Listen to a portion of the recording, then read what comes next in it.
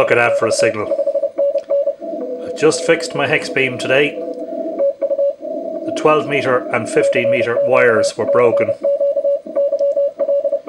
And I got new wires and replaced them. Tightened everything up.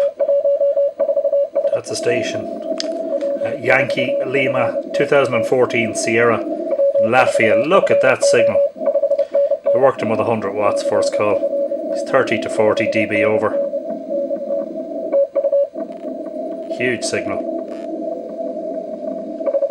Of course, band conditions are excellent. Sunspot number today 279, I think. Highest I've ever seen it. Incredible.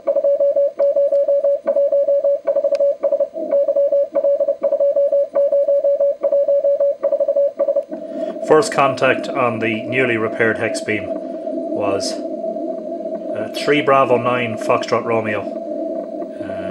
That's Rodriguez Islands.